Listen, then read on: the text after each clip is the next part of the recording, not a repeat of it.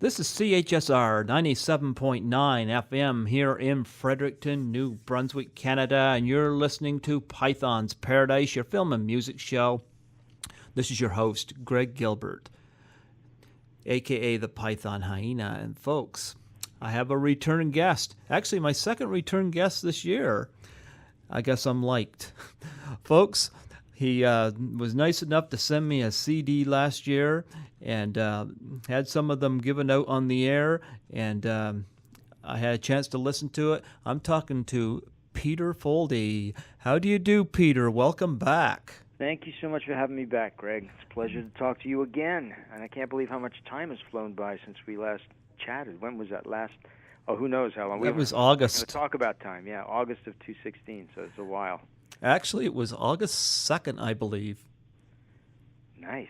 Yeah, well, I have the dates up on the interviews. The bulletin board. Yeah, so What's been going on? How are you? I am doing fantastic. I just got a message from Mike Gormley last night. I guess he's got his webpage launched. Yes, he does. He's our mutual friend, Mike, who's a big music manager and producer and stuff. He has sent me all kinds of guests, and he sent me 2 so far this year. One has not aired out yet, but one that I did in January just aired last week. So I got that out, and yeah, he sent me a lot of people, and I'm right now hoping to have him come back on and talk about his website and talk about the various talents, including yourself. Oh, thank you. Yeah, that he has sent my way. Talent. That's very sweet. Well, I think so. Yeah. I mean, you wrote Hot Moves, you know. I did write Hot Moves. I know that's one of your favorite movies, Greg. I was just talking about that with a friend of mine who's here right now called Alex, and he was asking about Hot Moves. Yeah. He saw like a scratchy version on YouTube. Now he wants to get the full Hot Moves experience. Well, I had one of the cast from Hot Moves on here you had last. one of the cast on? Who was it? I had Carrie Noonan on. Oh, that's right. Yeah, she didn't know who I was. Actually, I thought you were the director, and I guess I was wrong. You were the writer. I'm the co-writer of Hot Moves. I wrote it with a friend of mine called Larry Anderson. Yeah. And the film started out, Larry wanted to direct something, I wanted to produce something, so we wrote something pretty low budget. And, then we had an opportunity to sell it, and Larry didn't want to sell it. He said, no, I'm directing this, I'm not selling it. And I said, dude, let's just sell it, we'll go on to other things, And I had to really bend his arm to sell it, and we sold it, and it was a great experience, like a really fun experience. Well, I had Carrie on here for the 30th anniversary of Friday the 13th, Part 6, Jason Lives, which is a film that I landed 4 interviews from last year, and connected with her, and Hot Moves. Now, how long did that take you to write that? Probably about 3 months to write it, I would say, on and off. That was one of my very, very early scripts. So my friend Larry and I'd come over, and we just kind of, it's hard writing with other people in the room because you have to argue every point. Like you'll say, okay, she goes to the kitchen. No, she has to go to the, bathroom. No, okay, she went to the living room. You argue about every damn thing that doesn't make any difference where she goes, as long as she went somewhere. And so that really slows down the process. When I'm writing by myself, I can just write whatever I want and correct it later. So, so it took a bit. It took a minute. Okay. Yeah, well, I watched it, and, funny, because I had a guy named Nick Santa Maria on here, and he did a film very similar to that called Bikini Beach Race. And funny thing about him is he absolutely trash talks so many of his films, which is one of the reasons I had him on. And I gotta say, and he'll agree with this, Hot Moves looks like an Academy Award winner alongside Bikini Beach Race. Well, that's very sweet to say, because Hot Moves is, let's put it this way, it's not, inspired filmmaking. It was made for an audience of, pubescent teenage boys who like to see, hot girls running around in bikinis. So, it's kind of the precursor to American Pie. I mean, American Pie was, had a very similar feel, but that was done on a, $5 million budget, and Hot Moves was done for under $500,000. And that was back in a time when, low budget was $1.5 million. People would say, "How can you make a film for less than $1.5 million? It's impossible." But Hot Moves was made for about $450,000. So, and it went on to make about probably around close to $10 million. Oh, wow. Yeah, on video, on television, it played theatrically and played in theaters, which is crazy. Oh, wow. Yeah, Exciting at the time. Until I interviewed you, I had never heard of the film, but I did find it online, and I thought, I'm going to watch this, But for whatever reason, I thought you directed it, and I guess I got mixed up on that. No worries, man. Yeah. How did you connect Carrie to it? How did you realize she was in Hot Moves? You looked up her IMDb? No, actually, I grew up with the Friday the 13th movies, and I've done so many interviews from them. And I was watching it, and I just recognized that face. And I was like, I know that girl. I was like, who is it? And at the end of the movie, when studied the film. well, at the end of the movie, I noticed her name because I knew her from Jason Lives, because she played Paula. Right. Yeah, and So did she get killed in? Oh yeah. Oh, she did. She got killed pretty violently in Jason Lives, but yeah. She only got how should I put it politely? She did. Let's just say she didn't get killed in Hot Moves. No, she didn't. But no, she had a fun time doing the Jason Lives shoot, and I was quite happy that I made the connection. I think she had mentioned she had some relatives up handy to here, so I was like, wow, small world. But I recognized her. I was like, and I knew the name because, like I said, I knew those slasher films. I grew up with those, so, and I had 4 people from that film on here last year, and I was able to have her on. So awesome. So let me ask you this: did you listen to 9 Lives, the album I sent you? I did. I'm going to tell you what my 2 favorite songs are. All right. Okay. You can even play them on your show, man. Oh yeah, well I have. Oh, you played them on the show. Yeah, I played them. I've played your music on here. Yep. Oh, you're nice. There you go. Okay, I like track number 3, So Emotional. Oh, you do? Oh yeah. That's kind of a really up-tempo, fun song. Yeah, tell me about that song. What's your input into it? What's your message into it? Is it an experience for you, or what are you trying to say through that song? I was just really trying to come up with a good pop record. I was kind of inspired. I had different inspirations for that album. I first got inspired by a really good Canadian band called Simple Plan. I don't know if you remember. Oh yeah, Simple Plan. I love Yes, Simple Plan. The Breakfast Club. Yeah, well, no, they're not from the Breakfast Club. They came from Montreal, like in the, I guess, mid-2000s. Oh, not Simple Plan. I'm thinking of something else from the Breakfast Club. Yeah, that the song. Breakfast Club's like more the 80s. Well, Breakfast Club's that song, Don't You Forget About Me. I thought, no, that's not Simple Plan. What am I thinking? Slapping the palm to my head. Yes, Simple Plan. Yes, they used to, I know they used to tour with Avril Lavigne a little bit, I believe, back. Yes, I believe they did. They're really good, young, edgy bands. So they kind of inspired the song Rejection from You. That's the one they... You know what? That was the second song I was going to bring up that I liked. Well, there you go. Simple Plan inspired that. And I would say So Emotional is maybe inspired by kind of like a One Direction kind of sounding band. Okay. So those are the inspirations. But the album just built. I don't even know what... I mean, I think, Rejection from You was one of the first things I wrote for it. Then I knew I wanted to re-record Roxanne because I had success with Roxanne back in Canada. It was a top 10 record for me back in the day. And I wanted to do a new take on that, a new version. And, I just kept writing songs. And as I kept writing them, I kept throwing them on the album. At first it was going to be an EP, just 4 tracks. Okay. Well, I really like So Emotional and Rejections from You. Those are my 2 favorite songs off the CD, and I played those on my show. Here's my new favorite off the album. I'm really digging these days. It's called United. It's the last song on the album. Okay. That's the one I'm digging. Well, now, why are you digging that one? I don't know. I like the message in this crazy times we live in. It's about, people being united and just being together and all that shit. And I'm sorry, I just swore. That's okay. Don't worry about it. Don't worry about it. It's a podcast. Damn. Oh, Don't worry about it. Have had worse said on here. I just did it. You're okay. You're good. I'm a danger on live radio. Don't let me live anywhere. Holy God. I had a guest on last year that asked if he was able to swear, and I said, you probably shouldn't. But in retrospect, when this goes out on YouTube, it's not going to matter. And I'm having the guy back on, and I told him, I said, you can swear. And he said, great.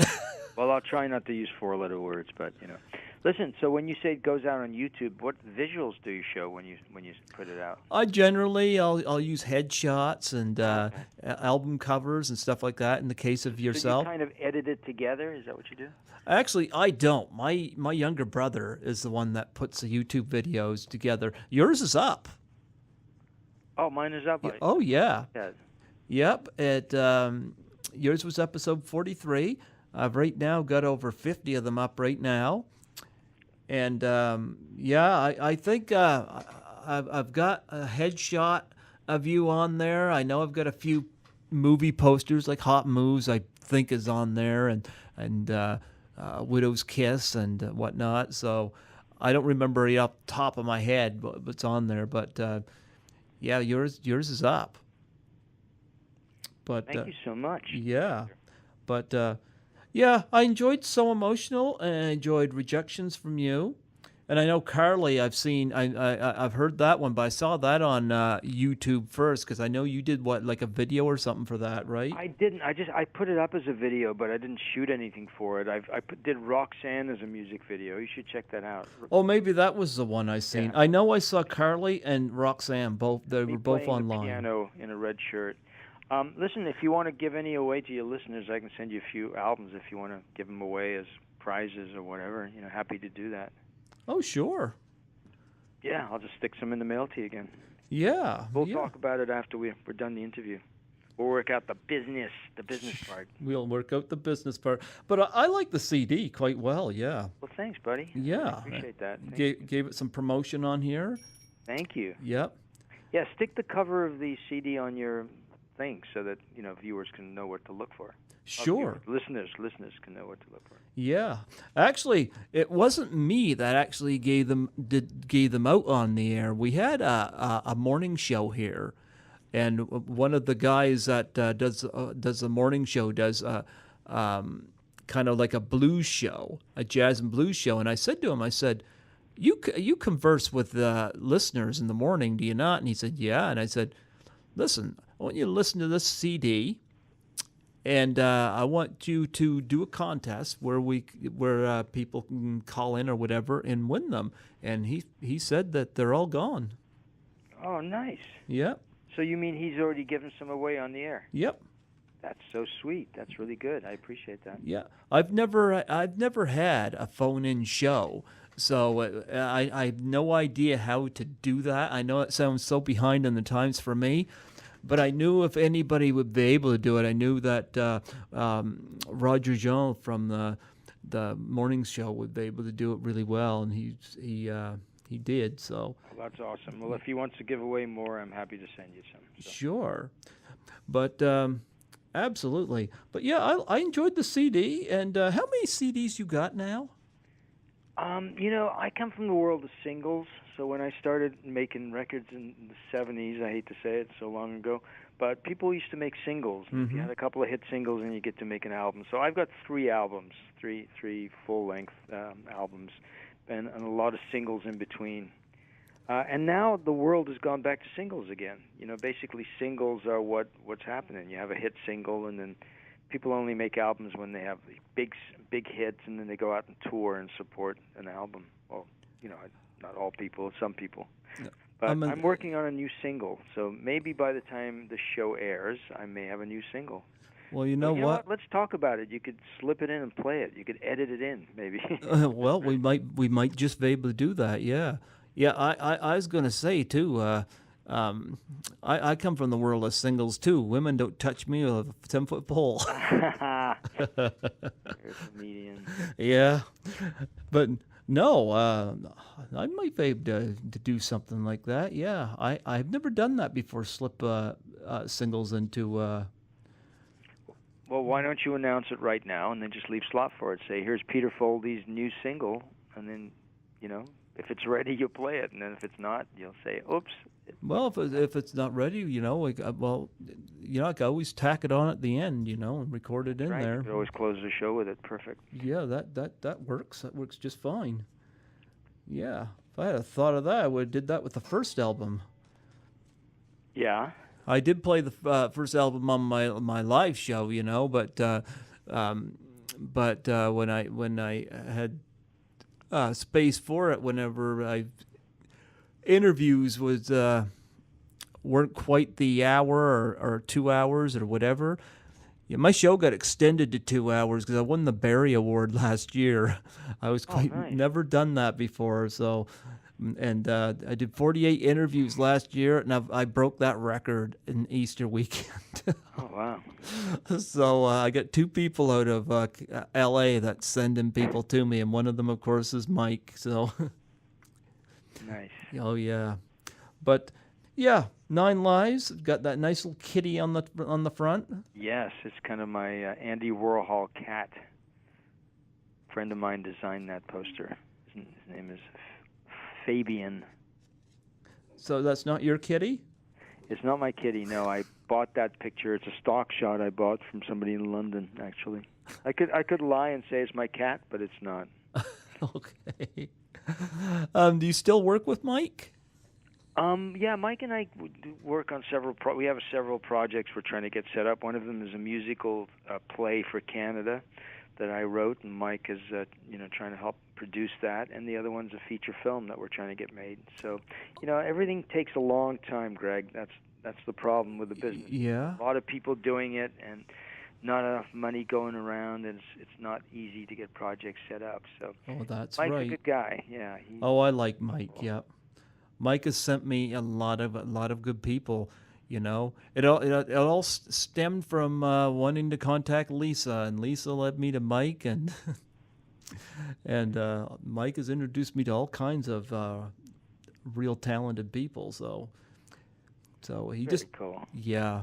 He just did a video produced a video for Daryl Purpose, who I had on here, Yeah. and he sent that to me and asked if I would send that out and promote it and share it out, and I said sure. I was watching the video, and of course Daryl Purpose was great in it, and I kind of noticed something in it, and I was like, I recognize something, and so I sent Mike a message and I said, was that Lisa Lang was in the window in that video? Oh, good. Only I would spot that. And I know you're a Lisa fan, right? Yeah. Well, I wasn't expecting it, I mean, it was Daryl Purpose video, but anyway, she was in it for a split second, and Mike responds and said, "You found her. Good for you." Good catch. Yep. But it was her. But I was like, just watching along. I was like, okay, that stood out. It's kind of like noticing Carrie Noonan in Hot Moves. It's just you notice these things. Yeah. Yeah. Good. But you're astute. Yeah. But the feature film, can you say much about it? The one I'm working on with Mike? Yeah. Well, the name of it is Andrew. I don't really want to give the story away, but it's set. It's right now it's set in Los Angeles, but it could be shot anywhere, like anywhere in Canada or the States. And it's just a little thriller of sorts about a young guy who moves over to America, and it's just a good little edgy little film. So I don't really want to give the story away just yet. That's okay. We'll have you back on to do that. Yeah, when the film's ready, absolutely. Is Lisa go be in it?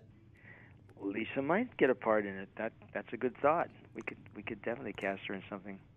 There you go. Now you're gaining my favor. Yeah, now I got your attention. Yeah. Actually, it's funny because it was National Canadian Film Day on the 19th. Yeah. And I watched Class of 1984 at home, and that was shot in Canada, and that was where I discovered Lisa. Class of 1984. Which one is that? That was is that about 4 kids in the summer, something? no, that is Perry King plays a teacher that a music teacher that goes into this inner city school. Yeah. He's replacing a teacher that had an quote unquote accident. And it's a violent school. There are metal detectors and whatnot. King, Mary Lynn Ross. I've had Mary Lynn Ross on here twice. What did Lisa play in it? She was Patsy. She was one of the gang members. Oh, Michael J. Fox was in it. Oh, yeah. Yeah, they don't treat him so well. Was in it. Huh? Timothy Van Patten was in it. Yeah, he's got a good cast. Oh, yeah. Roddy McDowell's brilliant in it. Oh, he's brilliant. Roddy steals the film. Damn. Oh, he has a scene in it where he has to resorts to teaching class with a pistol. Wow. I've had 4 people on my show from that film. I had Lisa Langlois on here. Mary Lynn Ross has been on twice. I love Mary Lynn. She's awesome. I had Stefan Arngrim on, who played Drugstore. And I've had Gord Lewis from Teenage Head on just couple weeks ago. Yeah. Gordon Lewis went on to a music career? Yeah, Gord Lewis, yep. Amazing. He was in Teenage Head, and Teenage Head made a cameo in Teenage Head, or in Class of 1984. Movie. Got it. Yeah, I played a lot of their music because of that film, and that's a very violent film. But to me, I don't know. Wait, I just looked up Stefan Arngrim. Yep, played He's drugs. got a picture of himself as an 8-year-old boy, but he was born in 1955. Oh yeah, yeah. I'm actually this year. It probably won't be till summer for Lisa, but Stefan and Lisa, I'm planning on having back on here to celebrate the 35th anniversary of Class of 1984. Oh, that's a good idea. Yeah, I know Lisa's been very, very, very busy, and Mike has said, but I wanted to get her on last year, but she's been very busy. So, but Mike said possibly this summer, so I'm patient, and I'll have her on in the summer. And Stefan Arngrim, I think she's up in Toronto at the moment. So. Oh yeah. And Stefan is open to coming on. I think I might even have him come on with his fiance. So because she's done some wonderful modeling, and I've complimented her. Great pictures that she's had. Very artistic. So what kind of music does your station play as a rule? Everything. Everything. So it's kind of a. We've got a jazz and blues show. We've got shows that are strictly Canadian. We've got we've got everything. If you go on the CHSR website, there's a place where there's spoken word shows and there's music shows. There's all kinds of different shows, and I kind of like to play everything on my show. I've been playing just my interviews lately, but when I get a space in there, I'll usually play some music that's associated with the interview. Yeah. Yeah. So yeah, I'm open. Like when I played your interview last year, I played. I played So Emotional, and I played Rejection from You in connection with that. Yeah, got you some airtime in there. I really appreciate that. I'm looking at this Class of 1984, and I see a picture of Lisa sitting on Michael J. Fox's lap. Lisa thanked me during the interview I did with her because she would she didn't have a lot of dialogue, but she's one of these people that's so active even when the camera's not focused on her. And when Perry King enters the classroom and sees all the shenanigans, because there's 5 gang members, and sees the shenanigans, you see Lisa go up and around Aaron Noble, who might be listed as Aaron Flanagan on there, or Flannery, and she grabs her clarinet or flute or whatever instrument she had, and she sucks on the end of it, and she pulls it away, and then she grabs Michael J. Fox and starts licking the side of his head. Oh dear, he looks like such a baby in this film, Michael J. Fox. He was overweight, and he just looks. Oh, he doesn't have a good time in that film. They pick on him awful. Nice. Yep. I said to Lisa in her interview, I said, you guys got him ready for that hoverboard gang in Back to the Future too. Wow. But if you haven't seen Class of 1984, it's a violent I'm movie, gonna have to check it out now. but it's Canadian, Yep. and I love the film immensely. I play Teenage Head on my show, and like I said, I've done 4 different interviews from that show, and Mary Lynn's been on here a couple times, so yeah, Amazing. I like the film, and some people from the film don't like to talk about it, I guess, because I guess production was not the best in terms of, from what rumored has it, catering wasn't exactly the best. I heard the extras weren't treated very well, and so. Every film is like going to war. It's very difficult. There's always somebody that's unhappy. It just happens, Well, here's something else I heard too, and that when they left and they were done, like they shot it in the summer. Yeah. And I guess the school they shot at was called Central Tech. Right. And the graffiti and stuff was still on the wall when students went back in September, and I guess that caused a little bit of an uproar. They didn't want the graffiti in the. Well, when you watch the film, you'll notice there's graffiti on pretty much every wall in the film. You can't see a frame of film without seeing graffiti. Gotcha. And I guess they put that on there for the film, and they either didn't clean it off or wasn't successful at cleaning it off. And I guess people weren't happy about that. Huh.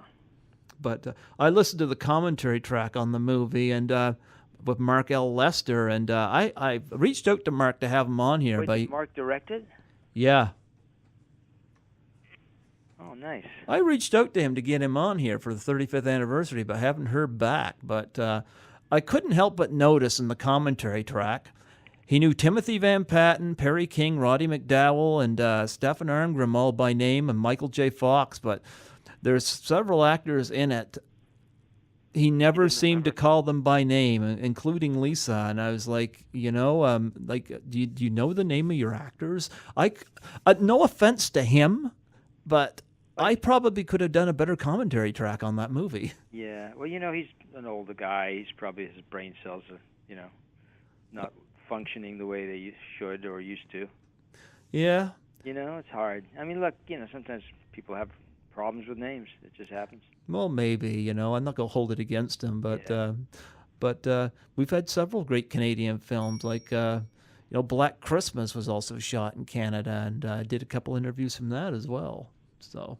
Oh, nice. Yeah. Yeah, I like that film. That scared the hell out of me. I had Nick Mancuso on here who voiced I know Billy. Nick. I've met Nick.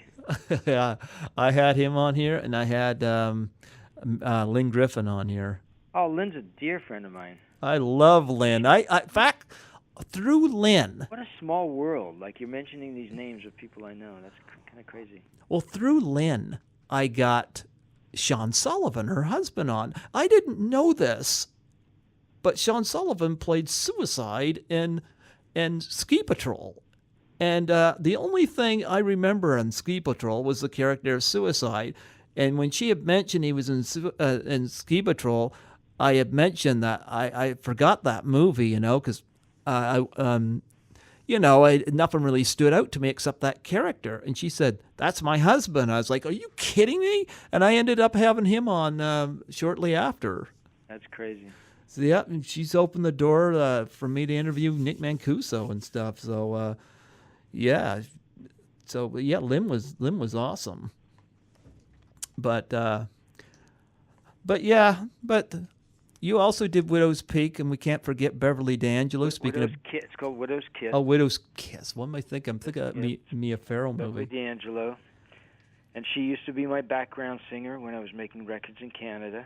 And she said, "Peter, I'm moving to New York. I've got a small part in a Woody Allen film. I think I might try being an actress." I said, "Good, let me know how that goes." And the rest is history. Peter, I'm not big on relationships because, no girl will touch me. Yeah. Maybe it's my lack of charm. But what you're supposed to do is throw yourself on the ground and say, "Beverly, don't go. I'm in love with you," like all of us guys would have done. That's right. She was a crazy little hippie chick when she was singing for me. Back in those days, this was in the 70s. Yeah.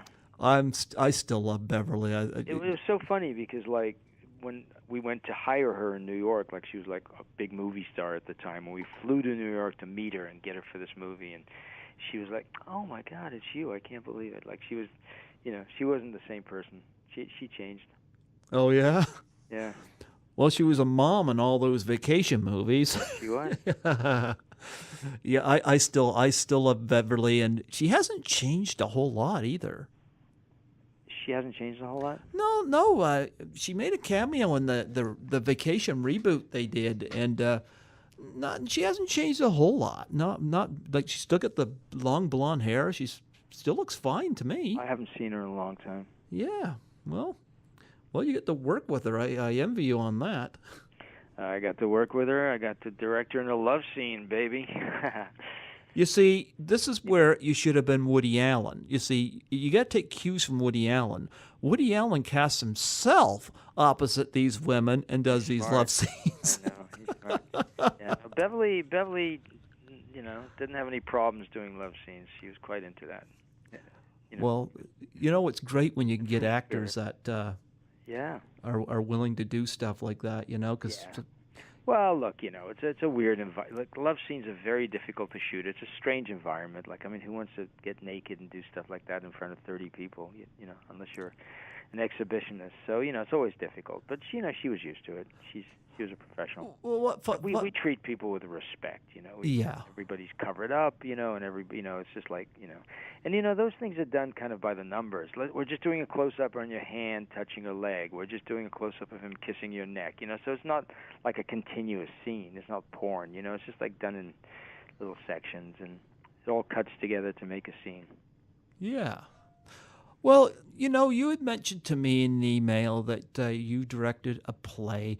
I'd like you to talk a little bit to me about the play that you're involved with. All right. Well, the play is called Penetration, and it Okay. was for the Hollywood Fringe Festival. Okay. And, it's a lot of fun to play. It's funny, we just talked about love scenes, and you're you mentioning go. a play called Penetration. Yes, there you have it. So, I mean, what can I tell you about the play? I don't know what to say about the play. It was good. The play was great. It was last June in Hollywood at the Fringe Festival. It may get a production in Toronto next year at the Fringe Festival, so we shall see. But yeah, you can look for it at Samuel French. Maybe they've got the book, because we're printing the play in book form, so something you could look up. Or you can go to the HollywoodFringe.com. I think that's the website, and they have information on the play there. So, yeah, it's a fun play. Well, here's a question. Okay. You've directed movies. What's it like to direct a play? What's the differences between the two and the challenges? Well, for one thing, directing a play, you've got. Okay, so for a movie, you're paying people a decent wage, and people get paid well, and they show up, and they all want to be in movies, and they only have to be great once. In plays, it's kind of hard to round everybody up, to get them to show up for all the rehearsals, to learn all the lines, and then you have to make sure that they can be consistent at every performance. So I would say that's the biggest difference. You get sometimes they get a great performance in rehearsal, and then the next time they come back, it's not as good. So in a movie, you do 5 different takes, and you'd pick the best one. But in a play, you have to go with what you get on stage. So you try and rehearse it to the point where it's just second nature to the actors, and they can do it by rote and still feel what they have to feel. But movies, in a way, are less complicated. I find plays are pretty challenging. Okay. And this is my first one, so. This is your first one, huh? I'm the first play I've ever directed. I've written a play before. It hasn't been produced. So why hasn't it been produced? Do you not put it out there? I haven't put it out there. No, the plays are generally losing propositions. It's hard to get people to buy play tickets unless you're on Broadway in a hit show. It's very hard to get people to show up to plays. Los Angeles is not really a big theater town. It's more of a film town. Okay. So I don't know. That's why I put this in the Hollywood Fringe Festival, because that's a whole 3 weeks of just a lot of fun little plays going on. You think Beverly will be there? Beverly, I don't think will show up, no. Darn. I doubt it, but you never know. Somebody could invite her, and she might come along. Darn. I'm not reaching out to her. I've wanted to reach out to her, but I don't know if I can get her on here. Well, you could try. Well, I'll have to check online, see if she'll come on here. I can say, talk about all the little sweet nothings that you and I were. might still have a number for her, a phone number for her. Just call her out of the blue. Hey. She may not like that, but who cares? Tell her she's got an admirer in Fredericton, New Brunswick, Canada, and she'll say, where? No. She lived in Canada for a long time. She knows Canada. Yeah? Well, knowing Canada doesn't mean they know New Brunswick, though. Oh, everybody knows New Brunswick. I've been to, I played in New Brunswick. I know you have, but I have not yet had a UK interview where the UK person knew what New Brunswick was. Really? Yeah, I've done a few UK interviews, though. That's crazy. Yeah. You should work with the Trailer Park Boys. Oh yeah. Are they funny? You never heard of them? Yeah, I've heard of them. I mean, I think they're hysterical. Yeah, I haven't seen their work. Well, they done 3 films, and Ivan Reitman produced their first one. Yeah. And do you know that I was an extra in one of the early Ivan Reitman films? Which one? An Ivan Reitman story. Have I ever told you the story? No, I don't think so. Okay, here's an Ivan Reitman story for you.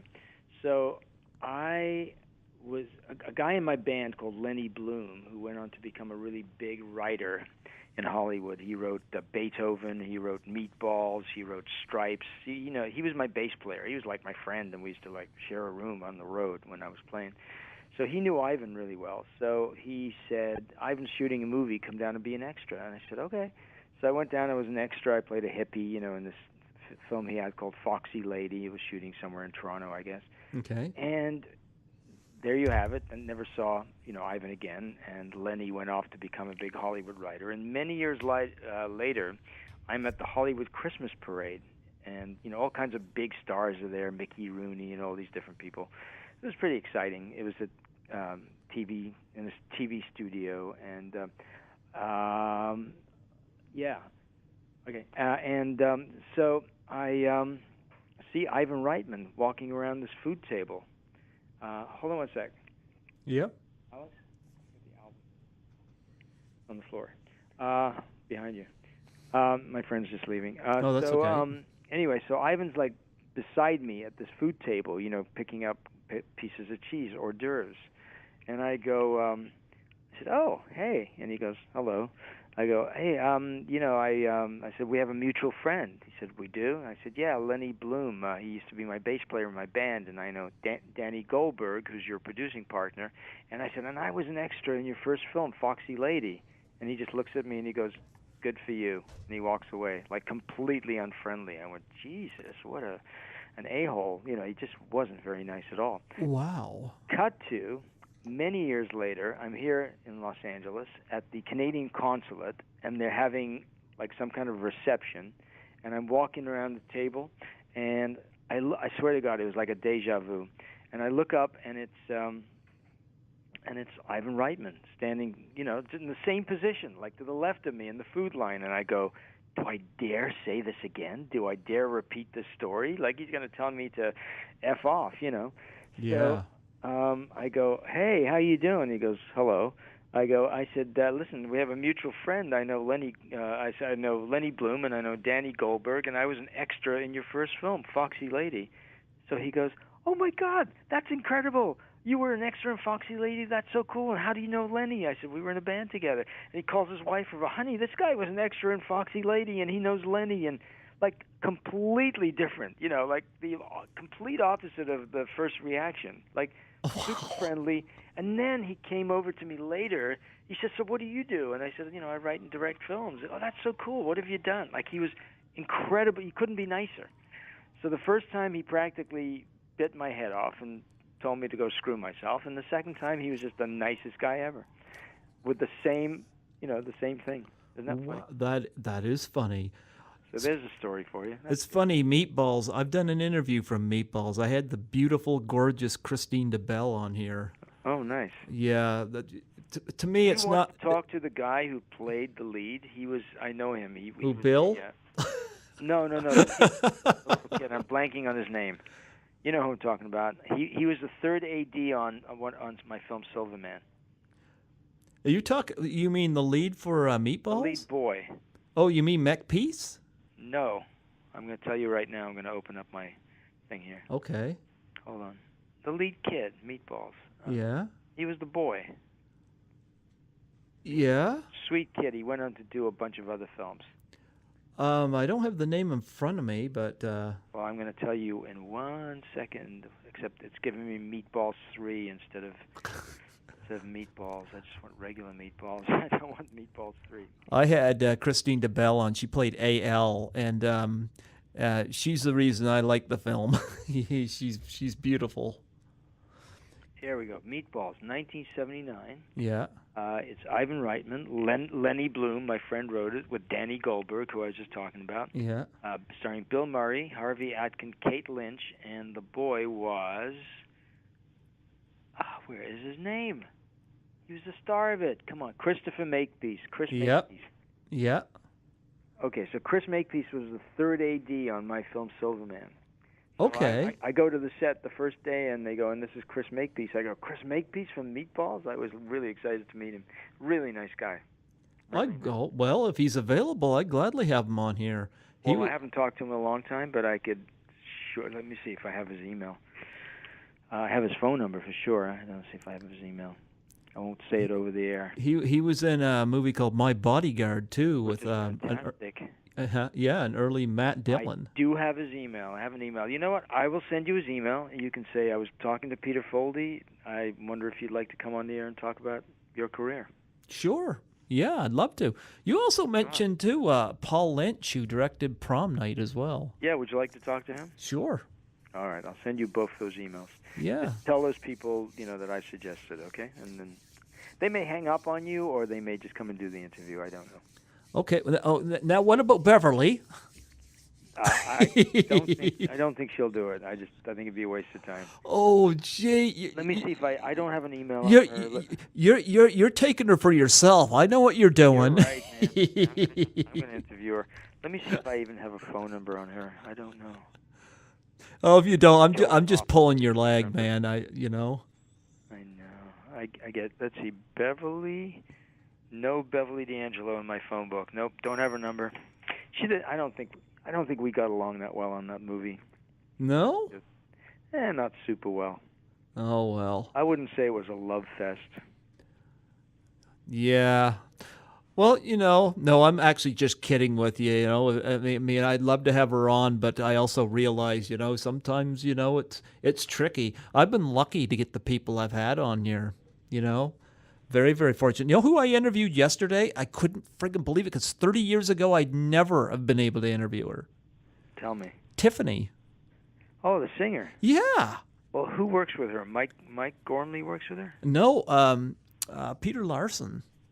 Okay. Yeah, and... there was a guy called Joel Wertman. He used to be her manager, who I know, I believe.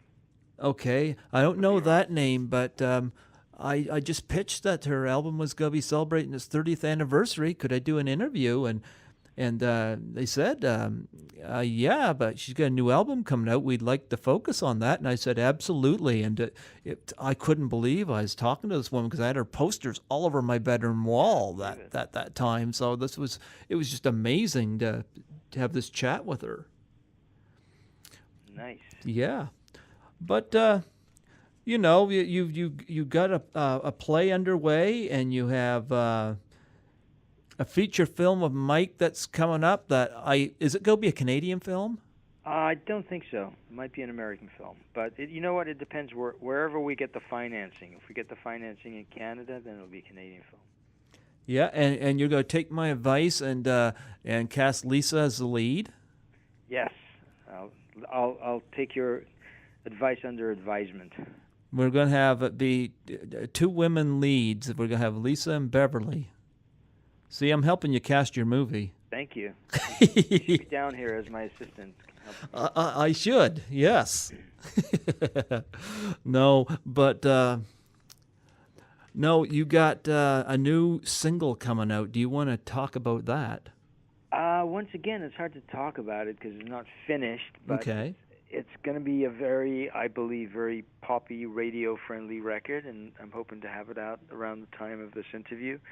Okay. And we'll see what happens. I kind of focus on one project and the other. Right now, my focus is on the play, and then it's going to go to this record and the movie. I'm going to just try and make that happen. So, yeah, it's it's fun, and as long as I can keep going and keep putting out product, I'm happy. That's what makes me happy. So. Well, here's my question for you: between directing movies, um, writing music, and putting out music, and doing the play, which do you like the best?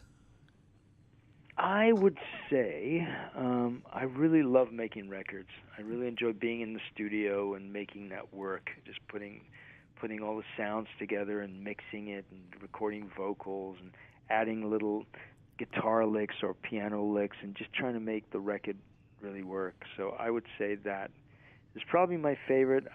Second favorite would be making films because it's just all encompassing. You just do so much. And yeah. And then the plays, plays are a challenge, but we'll see. Oh, I just remembered something. Yes. This week I interviewed somebody that was in one of your movies, and he told me to say hi to you. Who was it? He was in Tryst. I interviewed Barry Pearl. Oh, you did? How'd you get him?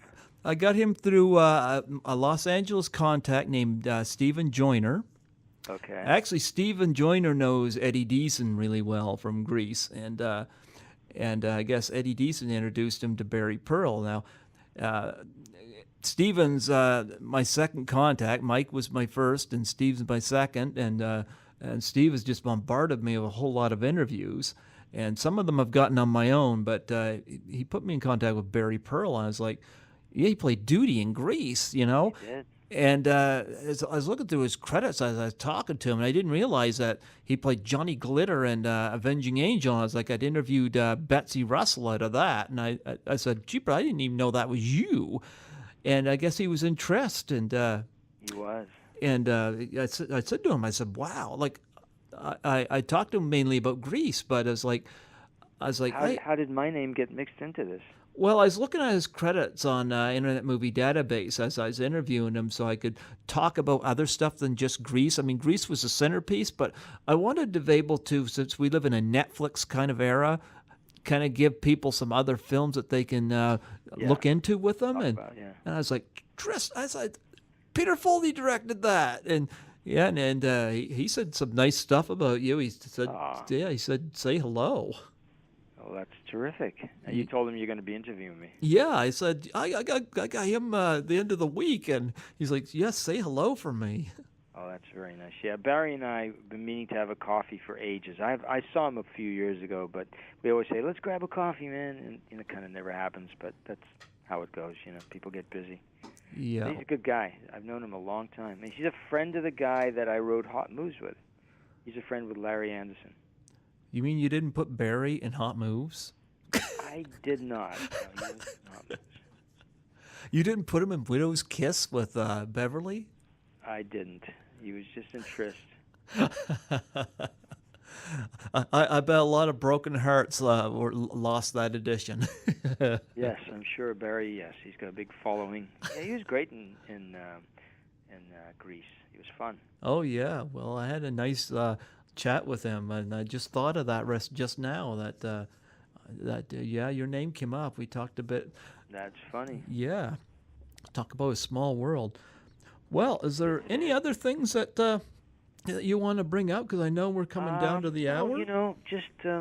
Just those are the three things. I'm working on a couple of movie projects, like I told you, one with Mike and one out of England. I've got the new single I'm working on, which should be out maybe by the time this thing airs, and the play, which is called Penetration, which has been it's a cheeky little, naughty little play.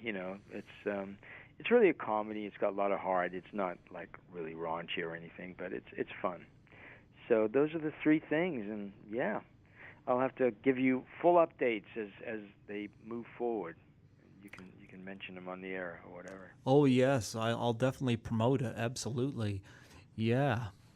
No, and if you want to send some more CDs my way, I'll I will, absolutely. man. Send me. I'll have to look up your address again, or just email me. I just sent you Chris Makepeace and Paul Lynch's email, so you reach out to those guys. Just say, hey, I had Peter Foldy on my show. He mentioned you guys. If you feel like coming on, just let me know. And and then send me your address. I'll send some more CDs your way. Yeah, and then we'll get more of your music out there.